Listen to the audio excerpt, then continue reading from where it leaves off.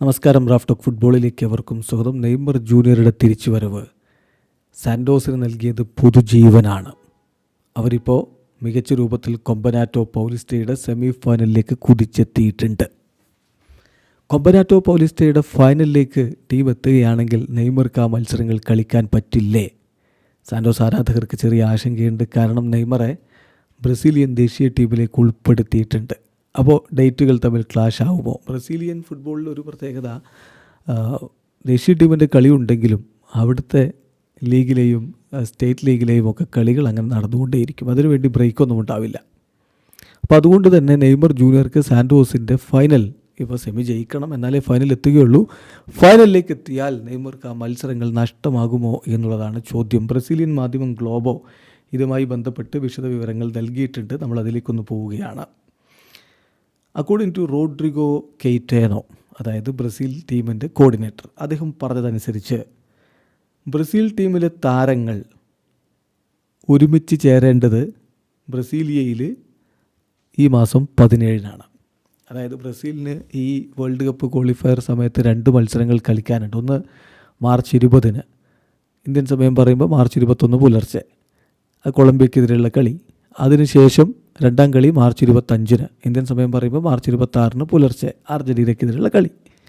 ഈ 2 കളികളാണല്ലോ ഉള്ളത്. അതിന് മുന്നോടിയായിട്ട് മാർച്ച് 17-ന് ബ്രസീലിയയിൽ ടീം അംഗങ്ങൾ ഒത്തുചേരണം.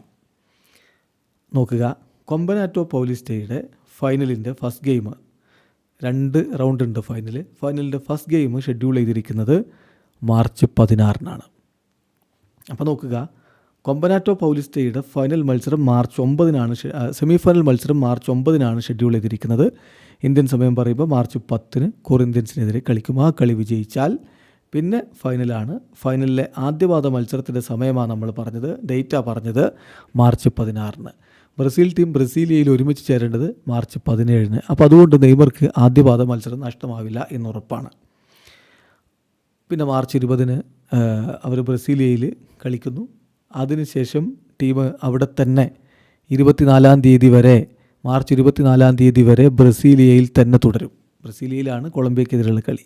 24-ാം തീയതി വരെ അവിടെ തുടരും. 17-ാം തീയതി മുതൽ 24-ാം തീയതി വരെ ടീം അവിടെ ഉണ്ടാകുമെന്നർത്ഥം. അതിനുശേഷം മോണമെൻ്റൽ സ്റ്റേഡിയത്തിൽ നടക്കുന്ന മത്സരത്തിന് ബ്യൂണസ് അയേഴ്സിലേക്ക്, അർജൻറ്റീനയിലേക്ക് അവർ പോകും. ആ കളി മാർച്ച് 25-ന്. മാർച്ച് 25-ന് ആ കളി കഴിഞ്ഞാൽ കൊമ്പനാറ്റോ പൗലിസ്റ്റയുടെ ഫൈനൽ 2ാം പാദ മത്സരം മാർച്ച് 27-നാണ് ഷെഡ്യൂൾ ചെയ്തിരിക്കുന്നത്. ചുരുക്കത്തിൽ 2 ദിവസത്തെ ഗ്യാപ്പുണ്ട്. ബ്രസീലിൻ്റെ കളി കഴിഞ്ഞ് നാട്ടിലേക്ക് വന്ന് നെയ്മർ ജൂനിയർക്ക് ഫൈനൽ മത്സരവും കളിക്കാൻ കഴിയും എന്നാണ് ഇപ്പോൾ ലഭ്യമാവുന്ന വിവരം. എന്തായാലും വളരെ പ്രധാനപ്പെട്ട ദിനങ്ങളിലൂടെയാണ് നെയ്മർ ജൂനിയർ കടന്നു പോകുന്നത് എന്നർത്ഥം. ബ്രസീലിയൻ ദേശീയ ടീമിലേക്ക് മടങ്ങിയെത്തുക എന്നുള്ളത് പ്രധാനപ്പെട്ട കാര്യം. അതോടൊപ്പം തന്നെ സാന്റോസിനായിട്ടുള്ള തൻ്റെ മടങ്ങി വരവിൽ കിരീടം ചൂടിക്കൊണ്ട് ആ വരവ് ആഘോഷിക്കാനുള്ള അവസരവും ഇവിടെ ഒരുങ്ങുകയാണ്. ടൈം കൃത്യമായിട്ട് മാനേജ് ചെയ്യാൻ പറ്റും. നെയ്മർ ജൂനിയർക്ക് പരിക്കിൻ്റെ പ്രശ്നങ്ങളില്ലെങ്കിൽ ഇതെല്ലാം ഭംഗിയായിട്ട് നടത്താൻ പറ്റും. അദ്ദേഹത്തിൻ്റെ കരിയറിൻ്റെ ഒരു 2ാം ജന്മം എന്നൊക്കെ പറയാവുന്ന രൂപത്തിലേക്ക് കാര്യങ്ങൾ മാറുകയും ചെയ്യും. വീഡിയോ അവസാനിക്കുന്നു. ഫുട്ബോൾ ലോകത്ത് കൂടുതൽ വിശേഷങ്ങളുമായി റാഫ് ടോക്സ് വീണ്ടും എത്താം.